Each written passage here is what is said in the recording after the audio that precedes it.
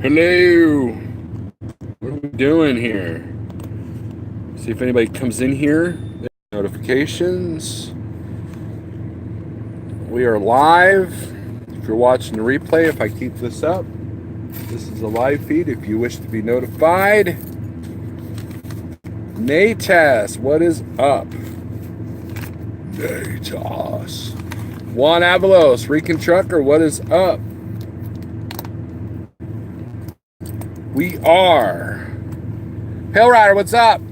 I was hoping for a Pale Rider live feed last night, but that didn't happen. You did beat Daniel 1. Very good. Jason, Perry, what's up? James Neal, Zach, Gerald, what's up, guys? What's up? Nothing, just chilling at home. Well, that's a good place to be. Super Wi-Fi, maybe not first. Yeah, well, yeah. Lucas Laredo Rider. Little Viking Coach, what's up? Stu Manchu. Stu Manchu, you be proud of me, man. Oh, where is it? Where is it? Look what I had on my dinner. Look at that, Stu. Extra virgin olive oil. There you go. I've been told that microwaving in plastic is bad for you, right? So makes you grow man boobs. So I've been cooking in this glass bowl. Works pretty good. I still buy the steamable vegetables. Because those bags seal pretty good, and then cook that. So, Eric what's up? Light Brighton and Eli and Mike Miller. Day 21 in the hospital, dude. What is? I know you had your issue with your foot. What? I mean, you had complications or what? For once, I hope it's clickbait. Okay, so, Gerald, I'm at the Iowa 80. So here's how my day went today, right? I'm on my way to Omaha, Nebraska, and I was trying to make the Council Bluffs by today so I can get a restart in, right? Not that I really need it, but, it'd be nice to be able to book without worrying. Although it's going to be a short week because I'm going home this for next weekend, right? And just met a like driver in Colby, Kansas. Which one, Zach?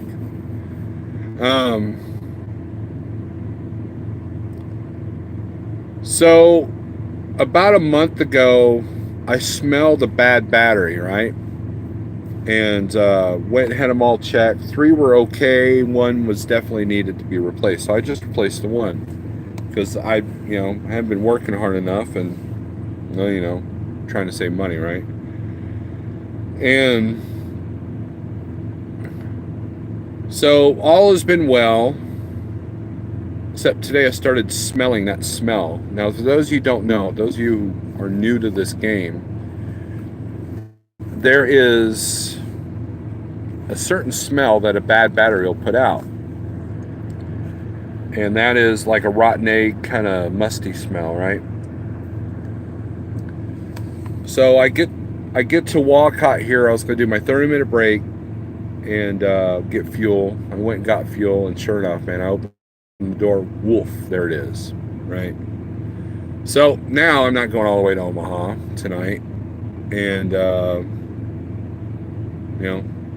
checked into the shop here, and so after that was done, I went and parked my truck closer to the building, so I want to take a shower, right?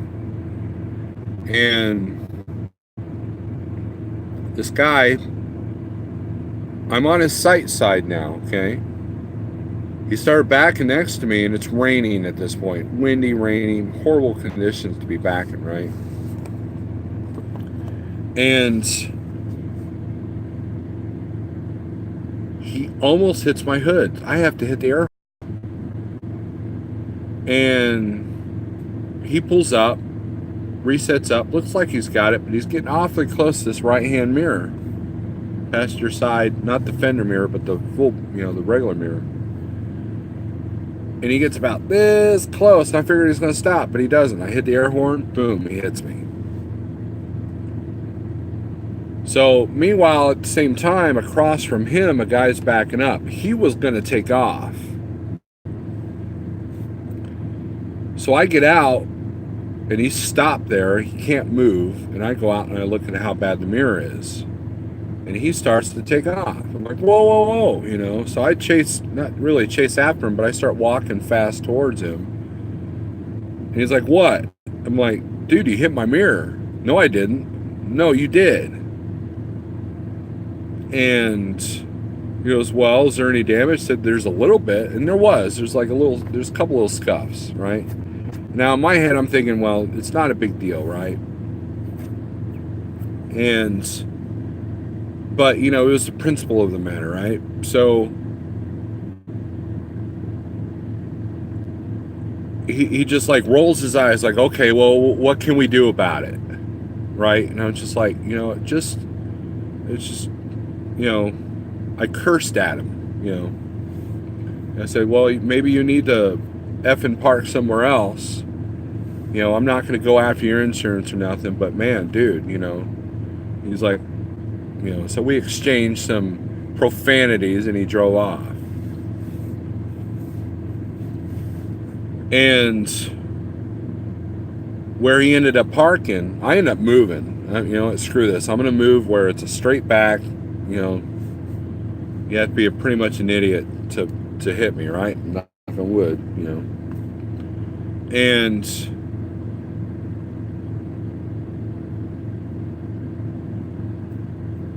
I saw where he moved, and it was a straight back. It's like, why didn't you park there in the first place? Now I get it.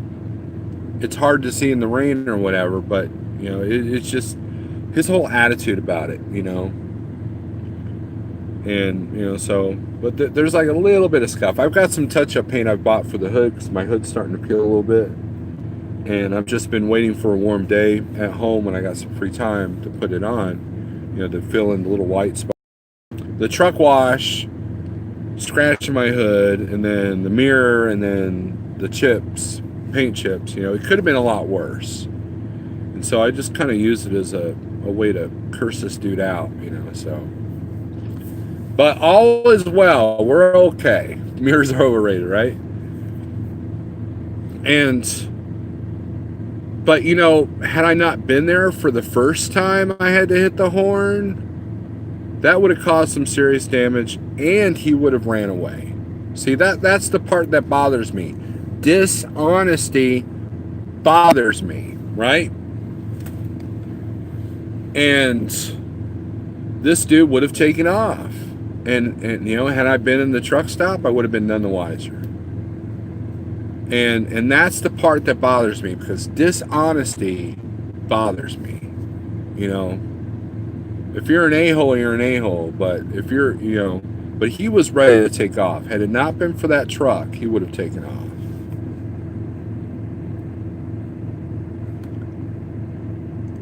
You thought the smell was you? Yep, Southbound J, Zach. That's our newest guy. I-29 get you? No, I'm not on I-29. I came from the east. So that snowstorm that's in Chicagoland right now, I'm just south of that. That all went north of I-80. Pump me full of mana box, let me heal. Well, that's good. Hopefully you'll be home soon. Tuesday will be good. Troy, what's up?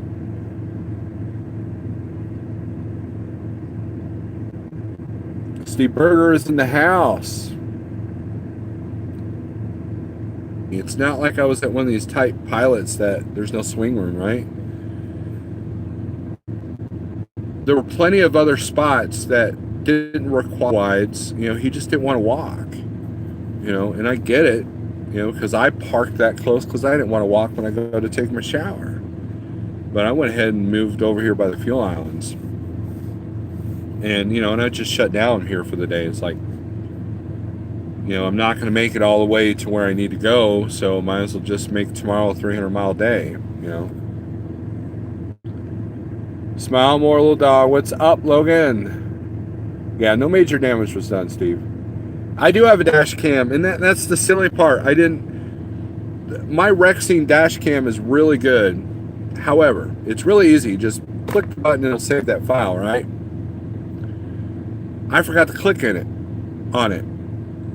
Now, the way the Rexing cameras are, if you don't have a certain brand, this is the weird part. If you just put in a regular SanDisk or something else, SD card in it, when you pull it out to grab those files, the card can't be reformatted. It's weird. You have to put in a Kingston card, and I haven't done that yet. So I didn't even think to click on the button, though, to save it. And of course, well, it saves after many hours. Well, I'm not going to search through all these files where I don't have a chance to record something really important. He barely nudged me. So, a little clickbaity, and I apologize for that. But I was hit. I'm not lying. And I should have turned on the GoPro because I'm actually vlogging this trip. And, tomorrow morning I'll probably show the mirror on the GoPro and all that.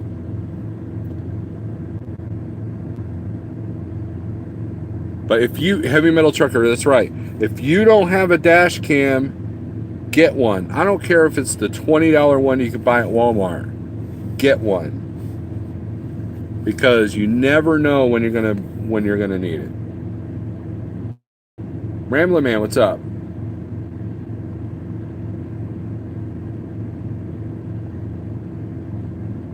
You could feel when you run over a rock. He knew he hit you.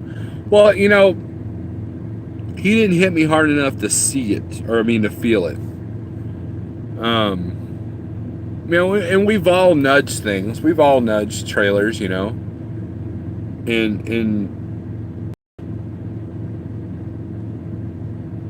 I always tell people when you back, always open your window because you're going to hear it before you feel it. That's the truth.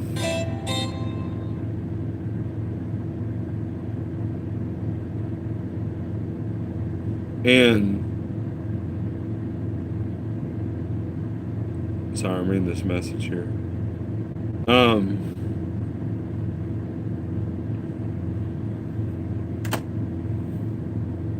So have a dash cam. Open your window when you back because you're going to hear it before you feel it. And that's held true. So wonder what happened with Jay Cannell. I don't know, man. He's going through a lot. I don't know him on a personal level to know any of his personal business, but obviously things aren't going well. Things must have fallen apart at Bellaflor, and that's all I'll say about that. So, Southbound Jay, what's up? Steve Berger, gotta run. Just gotta say hi. I'll call you tomorrow and let you know what's going on. Cool. I'll say later, Dallas. You ain't going to Dallas. Gary, what's up? I have a good video from last week on mine. Yard driver not connected. Loaded trailer fell to the ground. Collapsed landing gear. I tried doing a dash cam compilation video. And the problem with most dash cams is that what's a close call to you doesn't look like anything because of the fisheye approach, right? And I was going to make a compilation out of them. And I've done that before on my old channel. And I'm looking at these and there's like there was one where I almost hit head on by a pickup, a Freightliner service truck that was trying to pass somebody on a 2-lane highway. Of course, in the dash cam, you can barely see it. So, yeah, that's the problem with dash cams. I have a good... Oh, I already read that. Just joined. How's the weight loss going? Troy, it's doing okay. I think I've leveled for a little bit. I think I'm holding steady about 275. Gary's been calling me Steve Allington the third. And,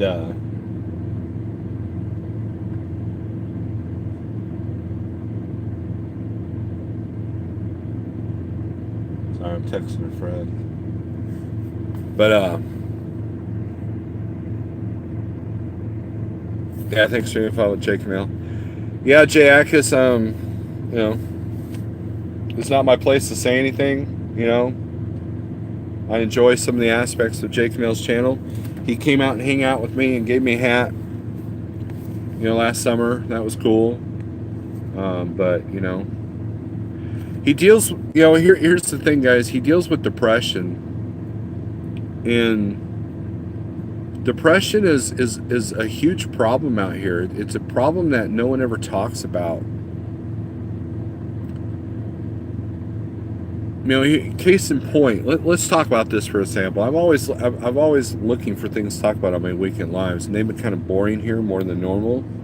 Because I'm boring, right? So let's talk about something, right? I told you guys a while back that health is one of the most important things that needs to be addressed for drivers, right? And part of that is mental health. Here's the scenario. So let's say you're a new driver out here, fresh CDL holder, you're man of the house, right?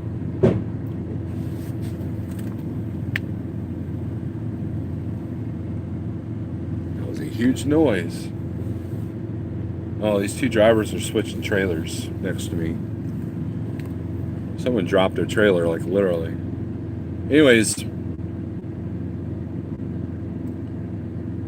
so let's say that you're married, got a couple of kids, right? And I know this happened to me personally, okay? And what happens is your role as the head of the household, it changes because your wife has to learn to live like a single parent, okay? And so she has to make decisions. She has to deal with the kids every day. She's in the trenches, right? And next thing you know, you come home, decisions have been made without you. The roles have switched, right? And next thing you know, you're feeling like a stranger in your own house. And that's hard for some people to take. I know a lot of good drivers that are good at this job, but cannot take life on the road because of that. And that's a hard pill to swallow. It's an adjustment for your family. It's an adjustment for your wife. It's an adjustment for you. And you may think it doesn't affect you, but it will. And it has. So what do? We stress out over the job. We stress out over the traffic. We stress out over dispatch and regulations and hours of service. And, next thing you know, depression, you're basically in this box thinking about this stuff, dwelling on this stuff, and your mind becomes your own enemy. You become your own worst enemy. You become narcissistic. You become suspicious of everything. And think about the old days before cell phones. How did you occupy your time? Music. You didn't talk to anybody. CB radio maybe, but what if you're running by yourself? And you don't eat right. You don't sleep right. You're always in a strange place. You're treated like a second-class citizen from the shippers, receivers, DOT, truck stop people, right? Approached in all hours of the night by people panhandling, and depression will set in. You could love this job. You could be a born, I love, breathe, eat diesel, right? But eventually you have a bad day. Eventually things start to suffer. Your health suffers. Your relationships suffer. Your hobbies suffer.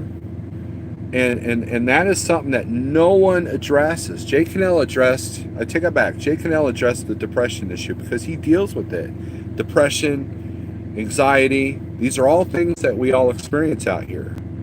I guarantee you that if you're one of these guys like myself that overeats, you're overeating out of stress. Not just boredom, not because you're just eating the wrong things, but we're all eating out of stress. So food health becomes an issue as well. And there are not many avenues to deal with the stress that you deal with out here. So you either try to create home time, and trying to find that balance of home time and money can be a challenge, especially as an owner operator, and you're either a slave to the truck or the company gives you your dispatch, so or your bills are so high that you have to keep running,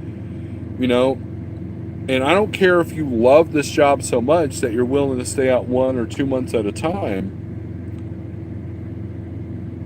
You have to take a break. You have to find a way to unwind. You have to find a way to recharge your batteries. Because if you don't, you're going to burn out and you're going to become one of the good drivers out here that leaves the industry. Think about some of these jaded old schoolers that you run into that just don't have the patience anymore. And their relationships have turned to crap. Their kids have grown up. They've never seen them, that kind of thing. And that whether you think it does or not, it weighs in your mind. It really does.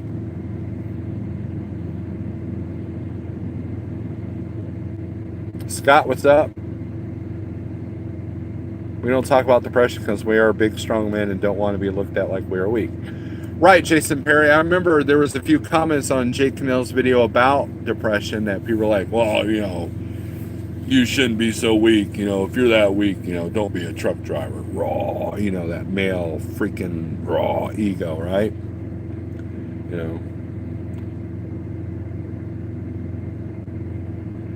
Salty Pirate says you're absolutely right. Truck drivers are not the only ones that make sacrifices. It's the whole family. Correct. You're exactly right. I did OTR for 2 years. It was rough on the family and me. Now I have a pretty decent local gig where I'm home every night. Suspicious? What do you mean by that? So true. Home time is key. When it comes time for touch-up paint, use the ripped off end of a paper match from a matchbook if you can find one. Less brush strokes than the brush from the paint. They sold me these little stick things that are like almost like Q-tips in a way. So I'll be using those. But I appreciate that information, Eric Vaquero. And I think that the key to happiness out here is, number one, don't sweat the small stuff. Cars will cut you off. People will treat you like crap.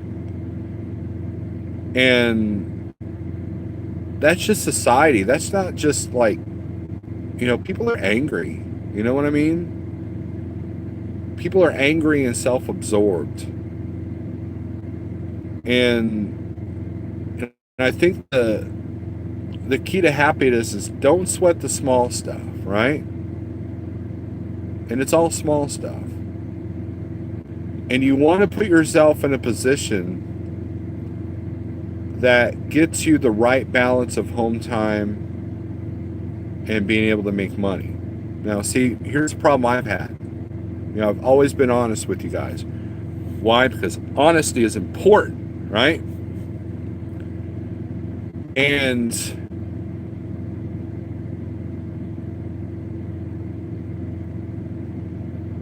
I was home too much between the months of, home too much. When rates were really good, I was home too much. It should have been the other way around. And it almost cost me my business. I wasn't working enough, right? So for the month of March, I didn't go home to catch everything back up. I think I went home like twice, and it was only for one was for a 34 barely, and the other one was for like 16 hours. But I made up, kept things going, and now I'm back to like a 10-day out, 2-day out kind of thing. And to me, that's always been a balance, because as a company driver, I was never out more than 2 or 3 weeks at a time. And for you guys that are paid weekly, like Schneider, Schneider owner operators, if you're home every other weekend, you can get that extra 2 days of revenue. You know, especially Snyder, because you can do dropping hooks, book loads on the weekends, that kind of thing. In my world, it's not as easy because you got to find the shippers and brokers that are willing to work weekends and that you can line the short stuff up. So usually you're taking a longer run for the weekend. James Best has talked about that many times. And so I was like, wow, too much home time, too much out, right? And I try to keep my expenses low so I'm not a slave to the truck. As much as I would love a new truck, and you know, we're not going to go over the argument of numbers or whatever. Jeff's done numbers about how, you know, used truck is more expensive than a new truck, you know, and I get that. But getting that first initial truck, that's how these leasing companies get you, because you're offered a brand new truck. Whereas if you want to become an owner operator that owns your truck, has the title of the truck in your hand, it's hard to get a brand new truck right off the bat, because you got to have killer credit, killer experience, and if you're paying $3,500 a month for just the truck note for 6 years, that's a lot of slave time, in my opinion. Debt, to me, debt is the currency of slaves, right? Both my cars at home are paid off. Our house isn't extravagant, you know. And I have fixed this business that if this truck breaks down catastrophically tomorrow, I'll always have a job. And they're not going to take away my house. They're not going to take away my cars. I will not have to file bankruptcy. At worst, I have to give the truck back. I take a hit on my credit. No big deal, right? And I fixed it that way. And so my first truck was a $50,000 POS. Wasn't exactly what I wanted. Had quite a few miles on it, but it was what I needed. It wasn't one of these brand new Freightliners or one of these brand new Macs or Volvos. You know, it was something that I could afford at a reasonable rate that didn't force me to be out a long time. It wasn't until that truck started costing me more than a new one with the repairs and everything that I changed trucks. And that's the trick. You buy a used truck, you're rolling the dice. So you better get as much warranty as you can, get a valuable warranty, and have the money to spend on that warranty. If not, you better be putting, if your truck payment's $1,500 a month, you better be putting another $1,000 aside a month for a catastrophic repair. Turbo, DEF system, that kind of thing. And eventually, when those repairs are done, you can go back to your $1,500 a month payment, but you're not a slave to a $3,500 payment for 6 years. Now, there are advantages to leasing. And there are advantages to doing what I do. There's more risk in doing what I do. But that's how these leasing companies get you. You can get a brand new truck, no money down, right now, better than whatever you've driven ever, right? And so that's appealing. So you can use that as a springboard to get that truck and pay it off, or use it as a springboard to save up the money to get your own truck. And I know people that are leasing at Prime and at Schneider that are doing very well, and the program works for them, and they make it work.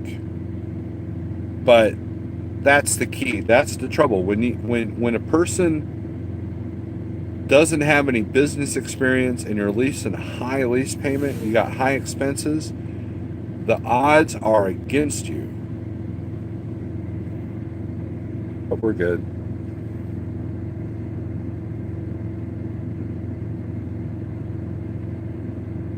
Scott SR Logistics. I'm having my best week in 3 months. I'm also home for a reset also. I talked to Scott a lot. He's doing very well. He's got numbers that I wish I could attain. I've got a friend of mine at Schneider that's doing really well. He's having a $5,000 week. And, you know, so that a lot of it's, you know, we could sit there and blame the brokers and blame the rates and blame the company and all that stuff. But the reality is that it's a combination of things. And so if rates are low, how do you deal with that? If the brokers you feel are taking too much money, how do you deal with that? You know, if working in the broker game isn't working for you, how do you deal with that? You know, if contract freight is the way to go, how do you deal with that? You know, and everybody has their own, I'm not going to say secret to success, but what works for them. And what works for you now may not work next month. That is one of the things about this market. It's so volatile right now that you can come up with a strategy, and next thing you know, that strategy is out the window because of a low cancellation, or because of a bad winter storm, or because it just isn't working in that area. Ohio has always been a hotbed of freight, right? All of us that were in work, yeah. However, you know, we get in our comfort zones, and all of us that like trucking are constantly getting out of our comfort zones to make it work because of the rates, because of the volume. Volume's another issue. You know, it used to be you could throw a rock, grab a load for 200 miles that paid $900. That's not the case anymore. You know, and we've all had to re-strategize. We all had to rethink our expenses. We all had to like trim the fat here, do a little bit more here, stay out longer here, don't go there, you know, that kind of thing. There's a guy came in our shop, his AC compressor blew up, caused $7,000 damage. Yeah. Truck for life, what's up? You know, and these repairs can turn into a 5-digit number very quickly. At the beginning of each year of this truck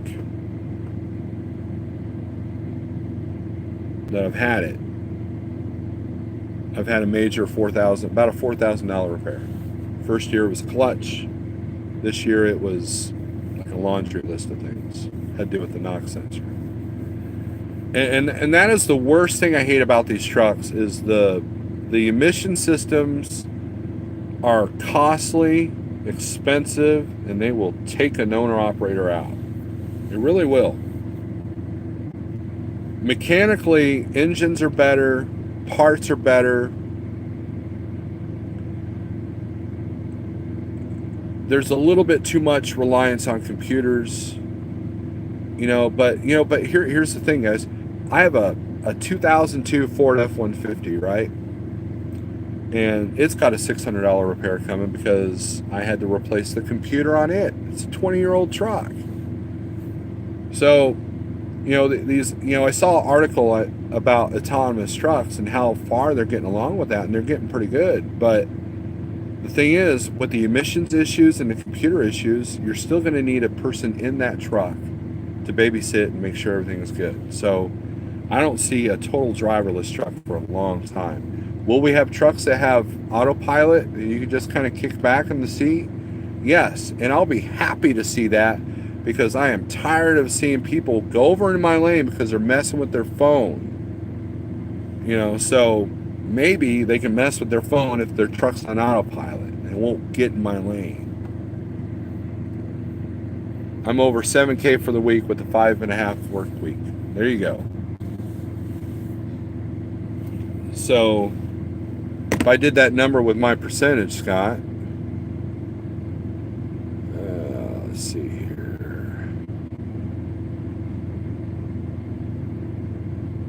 7,000 times, that'd be 5,600.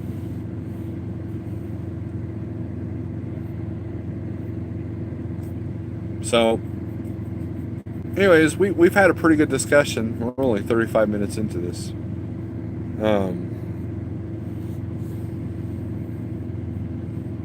They can't even run trains in auto. They don't need a driver to steer. I agree with you, Ray. That's true. There are remote trains in some yards. Eventually we might see a day where, somebody pilots a truck like a drone, but you have to have visual eyes on the equipment, to know when a light's out, to know when, you know, you might have a tire on fire, that kind of thing. And, you know, and eventually one of these autonomous trucks is going to have to make an evasive maneuver. How's that going to work? You know, how does a autonomous truck go down like Monte Eagle with 45,000 in the box? Take a lot of sensors to know that the brakes were overheating, that kind of thing. And is that computer going to see? And so that driver's still going to have to be in that truck to take over for moments like that, bad weather. I know my radar in my truck goes out when it rains. Did you see that Amazon just went live with their freight brokerage? I read a little bit about that. The rates are really low. Now, Little Viking Coast, obviously you've read the article. Are they doing general freight or just their own freight? Are they going to try to become the next Uber, or is it just their freight right now?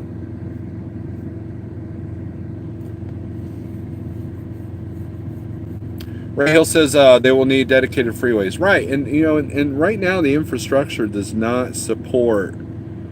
I mean, out west, like I-80 here in Iowa, sure, you know, they're going to pick the easiest spots to drive first.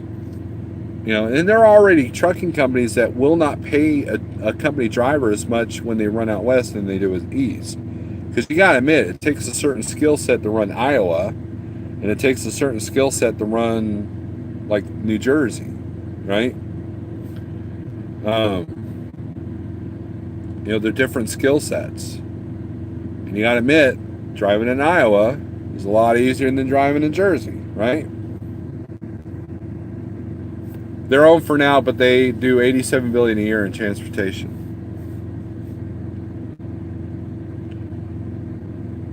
Yeah, Little Viking Coach, the problem that I'm seeing with the Amazon freight is that they have all these rules for the carriers that pull their stuff, and their rates aren't even that great. I've talked to a few carrier owners that have talked to Amazon, and you have to have a certain amount of trucks to be able to pull their power only, and a lot of carriers give it up because the rates just aren't there, you know. And hopefully Amazon will find out that when you put money on something, it will move that load. If Amazon puts a lot of money on their freight, guess what? They'll have no problem moving it. But as of right now, they're competing for trucks against everybody else. So until they establish their own network of trucks, like FedEx and UPS, they've got to rely on spot carriers. And the war with Walmart doesn't help.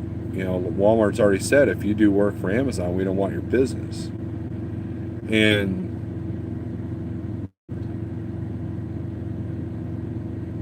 if they don't come up on their rates, they're going to have trouble moving their stuff. That's just a fact. You know, of course you could say, well, there are people who are always willing to move it to a certain degree, but then those carriers will fall by the wayside if they keep moving for higher than their costs, or lower than their costs, right? So eventually those carriers will go out of business, or they'll give them bad service, and then Amazon will end up paying it in the long run. So just pay it up front, pay the money, and you'll have high quality carriers, good service, and your freight will always be moved. That's such a simple concept that I wish people would figure out. If you're a shipper or a broker, you put money on something, you're going to get moved by quality people, quality carriers, to the point where you won't even have to post it on the DAP board or the 123 load board, you know?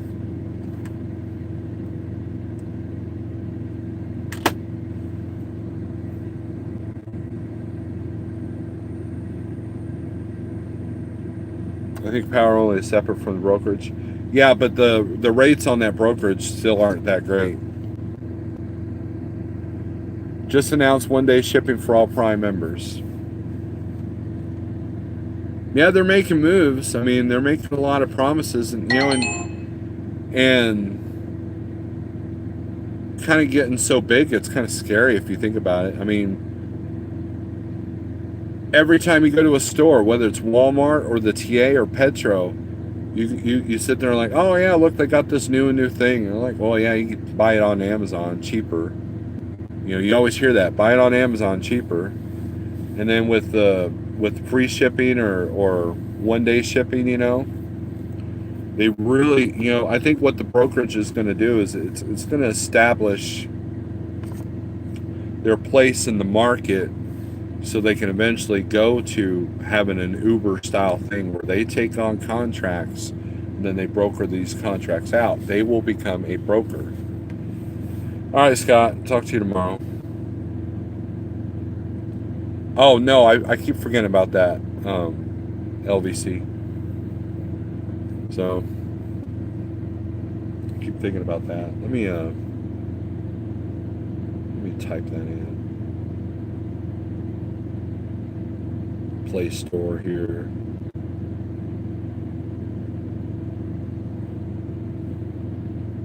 That way it'll be right on there when I go to look at it. There it is. I've already searched it.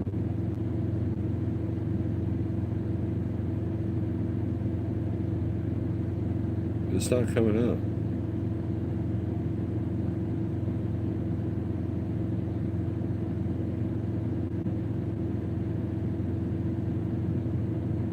Everybody's got an app. Wow.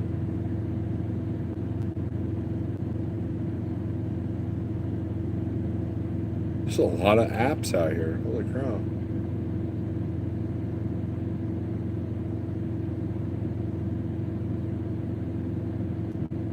Wow.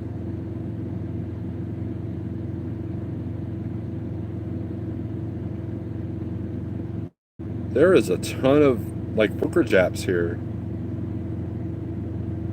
That's kind of amazing.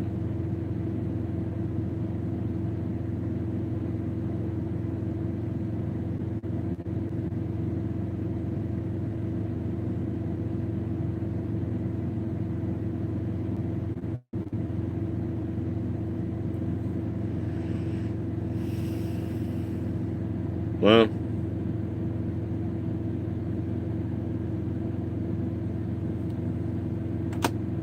Some carriers on there I didn't know had apps.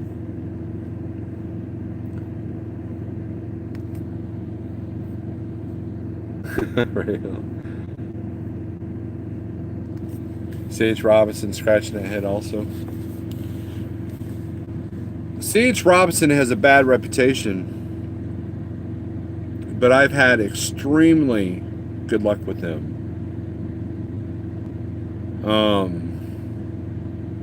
The key is to find a good representative for your carrier.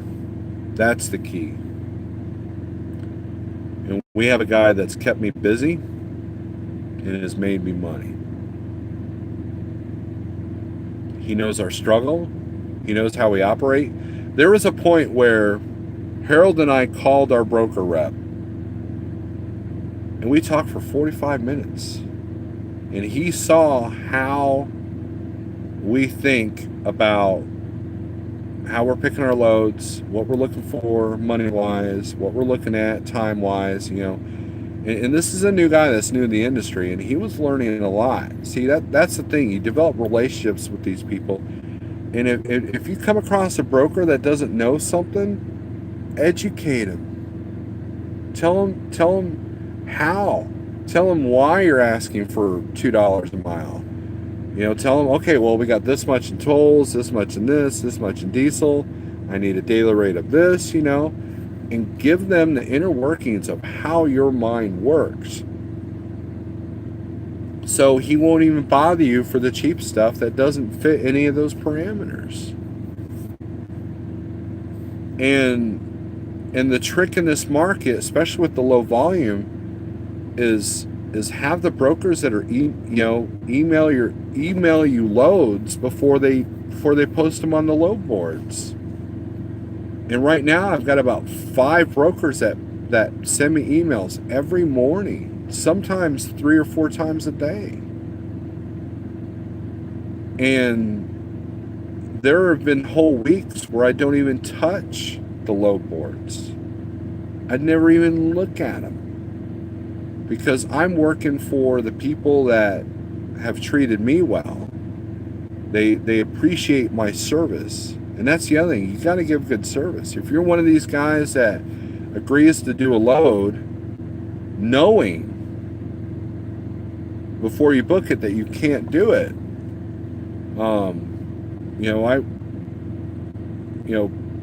people at Landstar did that all the time, and they would the agents would blacklist you if you're one of those guys. And like Schneider, the computer won't let you overbook yourself. You could still overbook yourself, but there are people that well, I'll just tell them my truck broke down, and the delivery time will just get it changed, whatever, and they'll still take that load. That creates service failures, and the more service failures you have, the worse your relationship and reputation with brokers are going to be. There's a guy I know that's getting ready to switch companies because he's leaving his company because their carrier has a bad reputation. There are brokers that won't use them because of their bad reputation. So that becomes important. And so when the tides become turned, where everybody's asking for $4 a mile, $3 a mile on 1,000 miles, the broker that took care of you when it became tough, now they know that you're not going to be the guy that's going to stiff them. You still get a reasonable rate, so now they can protect themselves. It's a cat and mouse game, and you got to play along. That's how it works. And the more brokers that you have that can, like, for example, here's a perfect example. Okay, I was sitting in Groveport, Ohio, writing down my next load that I had booked. And the next load was going from Groveport to, where was it going? I don't even remember.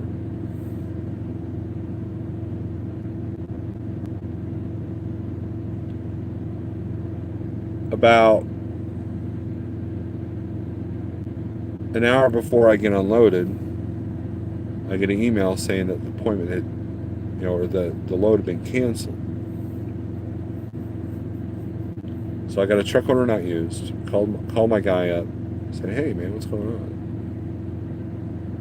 And of course, finding a load at the last minute, I have not been able to make that work. I know that there are people that can make money doing that, but when your clock's already started, the cards are stacked against you. There's been one time in the last month, one Monday morning, where I was able to book at the last minute, but I hadn't started my clock, so we were good.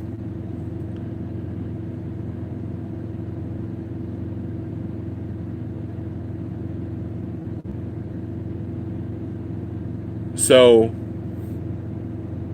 I called Harold, told him about it. He goes, dude, check this out. Let's call this broker that I just did a load for. Nice lady. She was doing her best to give me some kind of load, right? We found me one. And it was a good rate. It was a reasonable load. It was a good rate. The rate con was easy to deal with. And she was impressed with Harold's service. So now she's impressed with my service.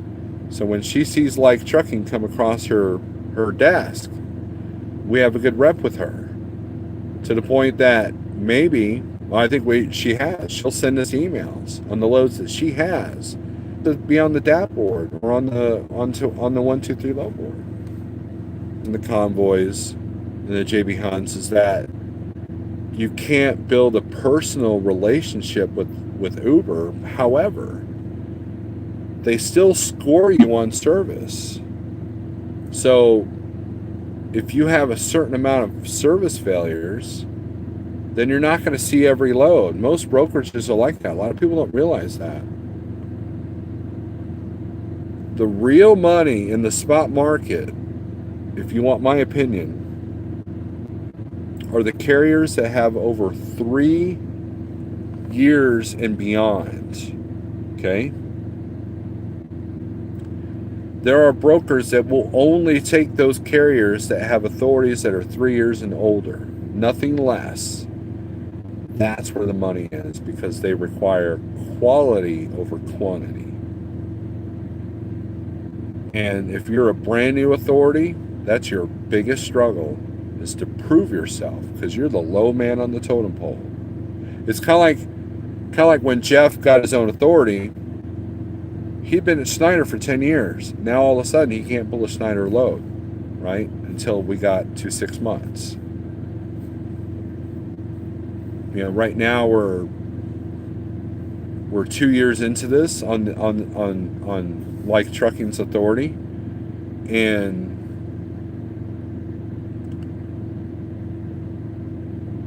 I think once we hit year 3, it's going to open up even more opportunities for us. And that's the key. You know, there's a lot of people that do brokered spot market freight that don't have to look for it. It comes to them. That's how you survived at Landstar. Most of the people that I knew that were really successful at Landstar was because they had dedicated stuff, and they had agents that were literally calling them before they even hit the load board. In other words, the new guy at Landstar, the cards are stacked against you if you're just starting out and you're looking at the load board and trying to make your living off of it. That's going to be difficult. But eventually, what you go through those tough times, you learn by trial and error.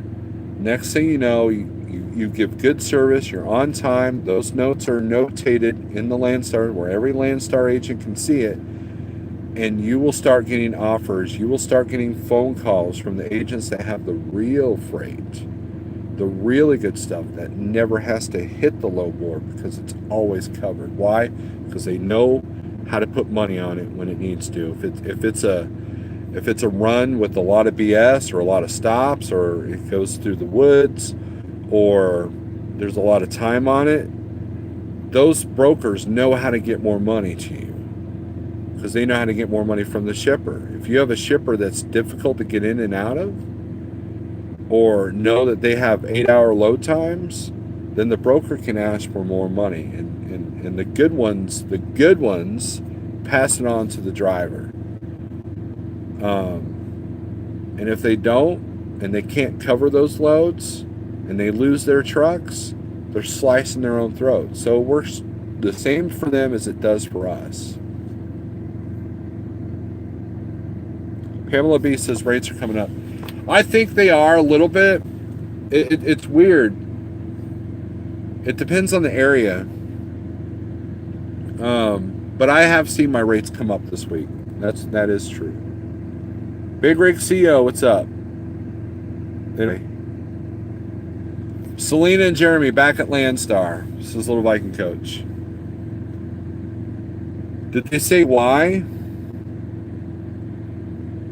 Because here's something interesting about that. You know, you guys talk about, everybody talks about percentage, you know, and when people ask what percentage does your carrier pay, all they see is that number, right? So logic would dictate that if you're at a carrier making 85% versus a carrier where you're making 65%, that you're going to make more money at the 85%, right? However, what are the expenses of the 85% versus the 65%? I could tell you right now that the expenses at Landstar are higher than they are at Schneider, even though they're both at 65%. So where do you have the potential to make more money? It's all about what you net, not about what you gross.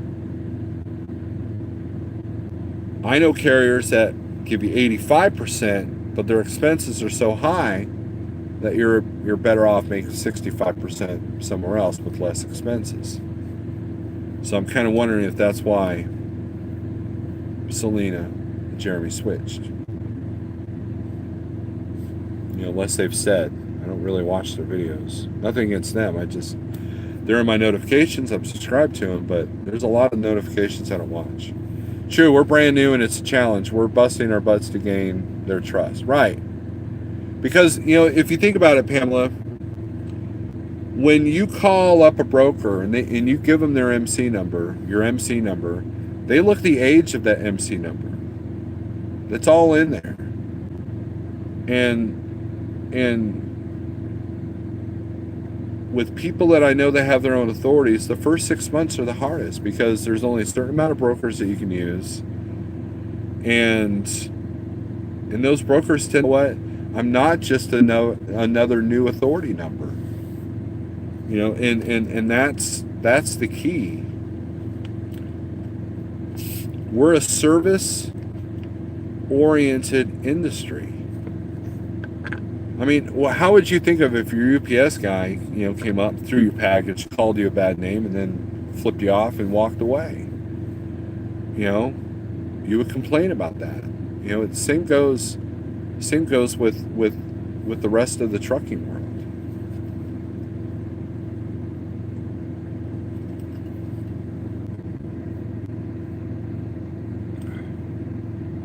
Bye, Jason.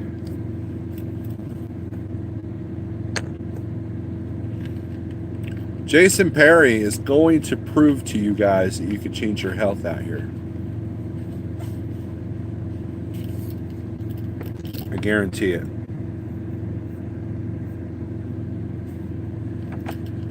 But we've covered a lot of topics tonight. If you guys got any questions, throw them out there because I try to keep these under about an hour. And questions, comments, concerns, BS, a joke, whatever you guys want to put out there.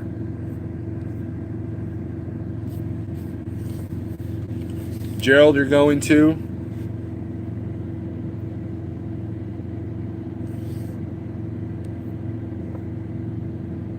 Trying to get 700 miles tomorrow? Well, if you're in a 70 mile per hour state, that could be done.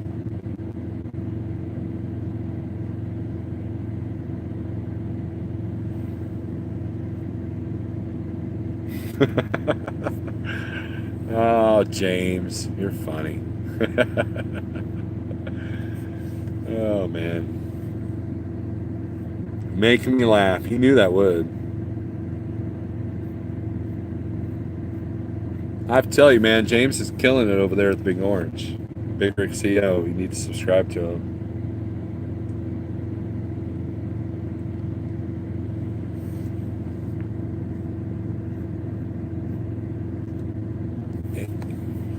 If you do think about going to Schneider,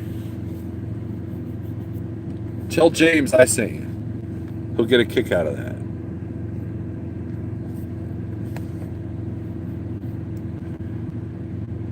But it's Saturday night. I was hoping Pale Rider would go live. He's probably waiting for me to end this video. Pale Rider, are you still on here? I'm going to text you, just in case you're not. I know I'm pretty boring. Pale Rider might be like, I ain't watching this dude.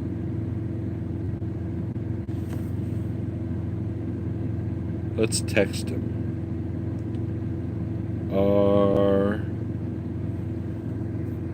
Nope, still not here. Are you going live tonight?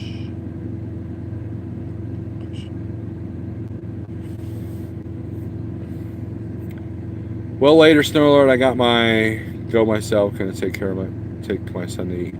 Daniel, you enjoy your time with the kid, because we all know that time can be short.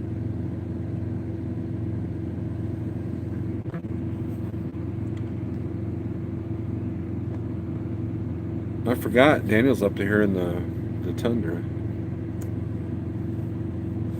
Oh, I'm competing with Trucker's Coach.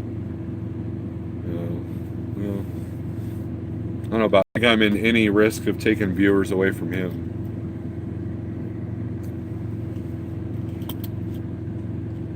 I'm waiting for Pale Rider to answer me.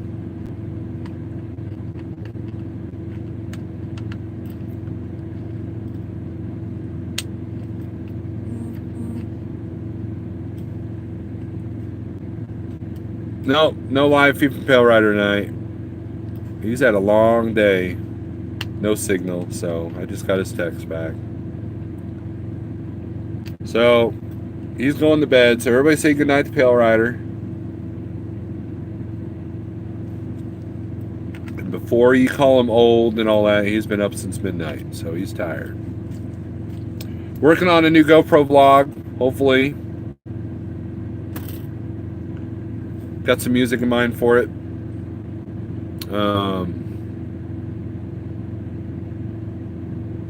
Yeah, it's been an interesting trip so far.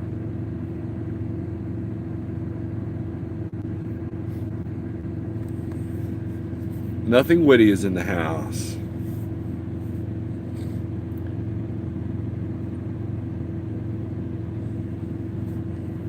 He's droning on about being an owner-operator and working on your own terms. Ironic. You gotta love YouTube, man. You gotta love YouTube. Me, I'm not smart. I'm not a coach. Not an expert. I'm just me. I'm just trying to survive just like the rest of you. Trying to improve my health. Trying to keep things balanced between money and home time. Trying to love this job. And trying to, but not let it burn me out. That's the key. Balance. It's all about balance, right? Lots of great info from your experience. Thank you. I appreciate that.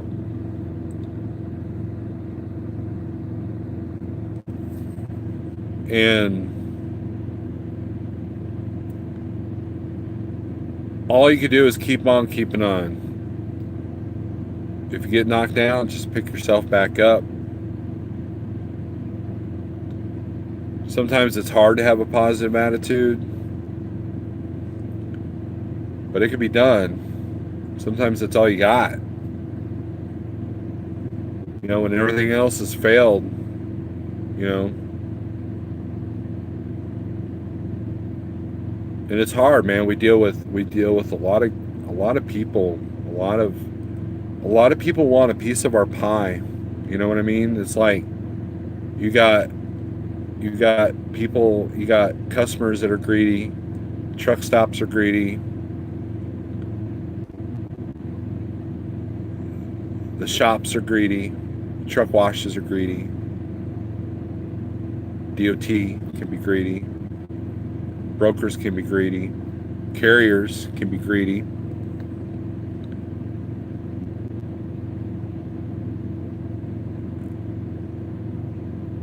And sometimes it's hard to keep a positive attitude in the midst of all this greed and dishonesty and attitude and the whole me generation, it's all about me.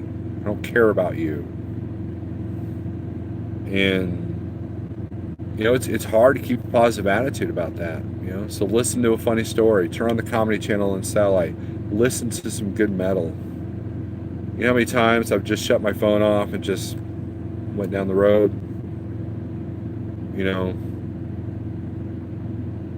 music can soothe, you know. Deal with the depression. Don't deal with depression through food. Find different ways to deal with that depression. Find a way to fix it.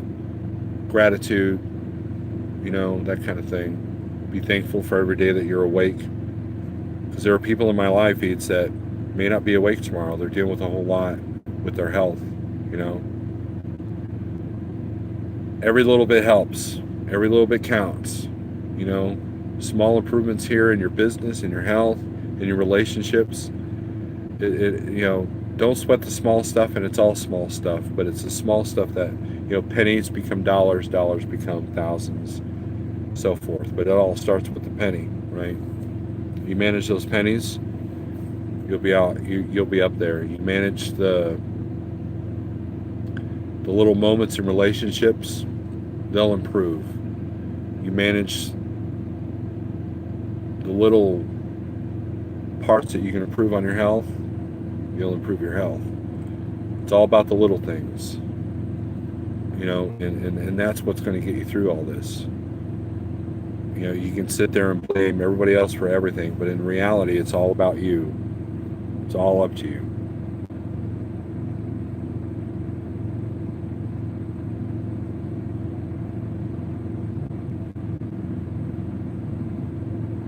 So anyways, guys, take it easy. Thanks for watching. Thanks for watching my boring self. Thanks for watching this boring, dumbass live feed. All right, guys. Thanks for watching. Take it easy, and I guess we'll leave this one up. You guys think I should give me a thumbs up if you think I should leave this video up? Before I leave, give me a thumbs up, and not in the chat, in the thing up there, in that part of the screen right there. Come on, give me the thumbs up. Be like all the other two YouTubers and beg for thumbs up.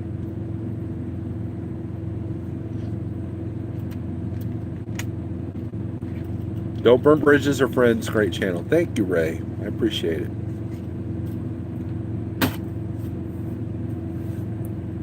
Don't burn bridges. That's important.